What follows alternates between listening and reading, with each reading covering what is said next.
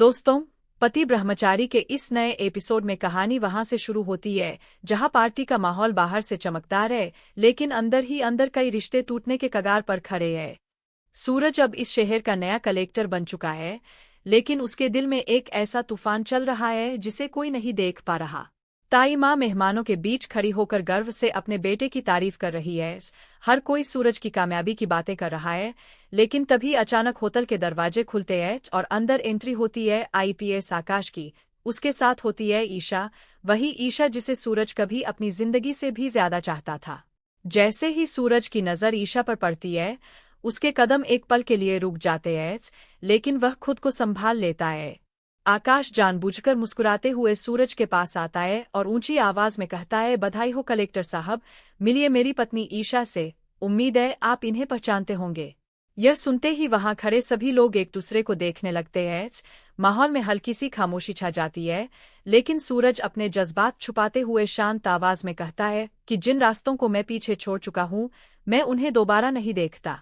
यह सुनकर ईशा की आंखों में आंसू आ जाते हैं, लेकिन वह कुछ बोल नहीं पाती।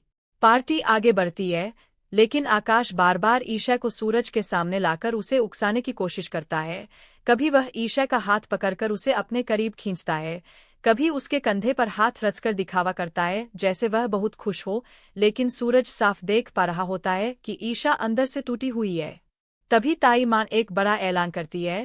वह सबके सामने कहती है कि अब सूरज की शादी बहुत जल्द तय की जाएगी और वह खुद उसके लिए एक ऐसी लड़की चुनेंगी जो इस घर की इज्जत को और बढ़ाए।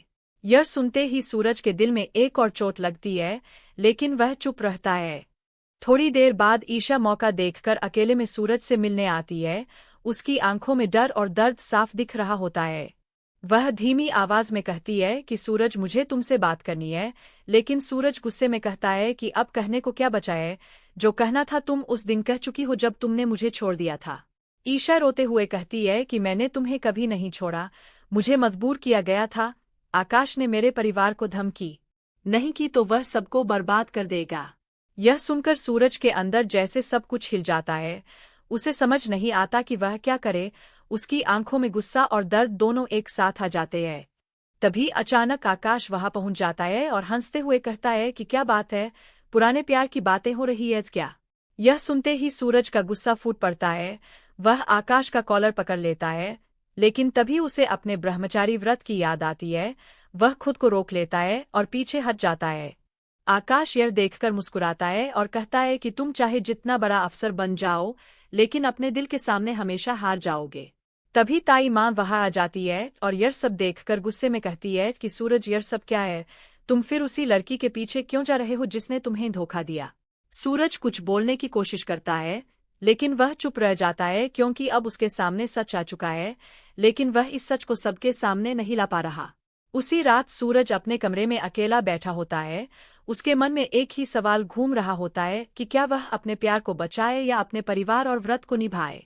दूसरी तरफ ईशा अपने कमरे में रो रही होती है।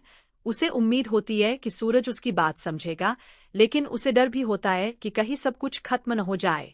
अगली सुबह सूरज के पिताजी उससे मिलने आते हैं और पूछते हैं कि क्या बात है, तुम इतने परेशान क्यों हो, क्या तुम अभी भी ईशा को भूल नहीं पाए। यह सवाल सुनकर सूरज के मन में तूफान और तेज हो जाता है। क्या वह अपने पिताजी को सच बताएगा या फिर सब कुछ अपने अंदर ही दबा देगा।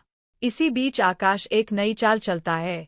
वह ईशा को लेकर सूरज के ऑफिस पहुंच जाता है और वहां भी उसे उकसाने की कोशिश करता है, लेकिन इस बार सूरज चुप नहीं रहता। उसकी आंखों में अब डर नहीं बल्कि एक फैसला नजर आता है। अब कहानी यहाँ आकर रुकती नहीं है, बल्कि और भी खतरनाक मोड़ लेने वाली है। क्या सूरज अपने ब्रह्मचारी व्रत को तोड़कर ईशा के लिए खड़ा होगा? क्या वह आकाश की सच्चाई सबके सामने लाएगा? क्या ताई माँ ईशा को इस घर में कदम रखने देंगी या उसे हमेशा के लिए दूर कर देंगी?